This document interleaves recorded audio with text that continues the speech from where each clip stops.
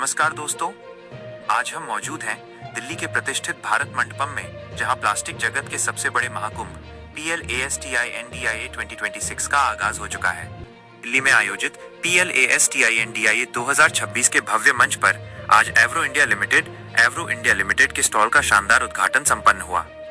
Company के माननीय chairman Shri Sushil Agarwal जी ने प्लास्ट इंडिया फाउंडेशन के पूर्व अध्यक्षों और उद्योग जगत की जानी मानी हस्तियों की गरिमामयी उपस्थिति में रिबन काटकर इस स्टॉल का शुभारंभ किया।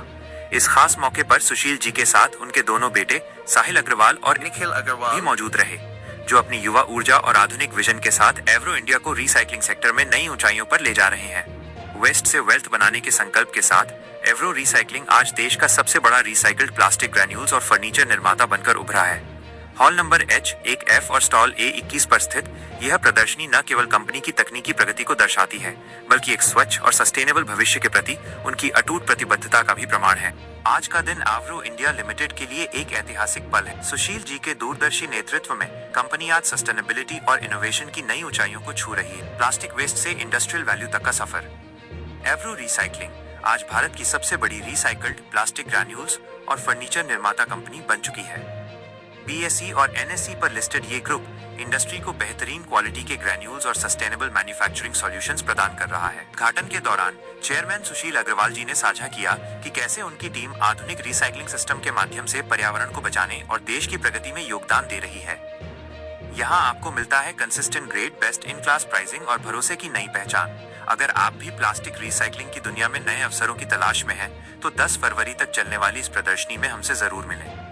स्थान भारत मंडपम, नई Delhi, hall number H1F, stall A21। आइए एवरो के साथ मिलकर कचरे से मूल्य, वैल्यू फ्रॉम वेस्ट बनाने की इस मुहिम का हिस्सा बने। भारत मंडपम दिल्ली के इसके अंदर प्लास्ट इंडिया 2026 लगा है। आपका भी स्टॉल लगा है।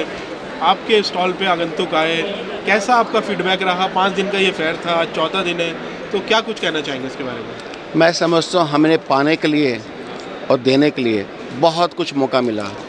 इतने इनपुट, इतने इनसाइट्स, पूरे विश्व से लोग आ रहे हैं। लोग एक्साइटेड हैं, शॉक्ड हैं, सरप्राइज्ड हैं। उनको ये भरोसा विश्वास आता ही नहीं कि कोई कंपनी ये सब कर सकती है क्या। जब हम उनको बताते हैं हम करने को तैयार है, तो लोग हमारे साथ जुड़ने को तैयार हैं।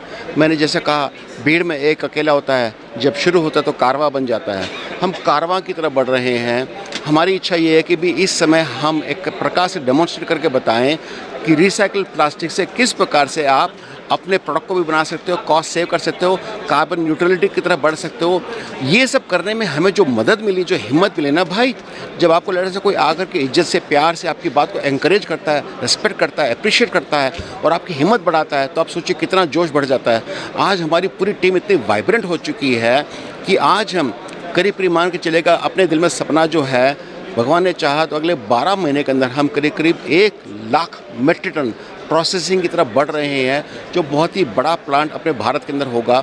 और ऐसा करके इकोसिस्टम क्रिएट करके मैं चाहूँगा कि बाकी लोग सीखें, समझें और करके मेरे भारत के अंदर जो प्लास्टिक की कंजप्शन बढ़ रही है और डिस्पोजल बढ़ रहा है, उसकी तरफ ध्यान दें। तो मैं समझता हूँ कि मेरे लिए एक्सपीरियंस इतना शानदार रहा है कि आने वाले वक्त में पूरे विश्व में जहाँ ट्रेड फेयर लग रहे होंगे इस प्रकार के, मैं हर जगह जाऊँगा, जा करके भारत का नाम, उसका परचम लहराऊँगा और कहूँगा हमने इस प्रकार का काम करके दिखाया है, अब आपकी बारी है। धन्यवाद। धन्यवाद।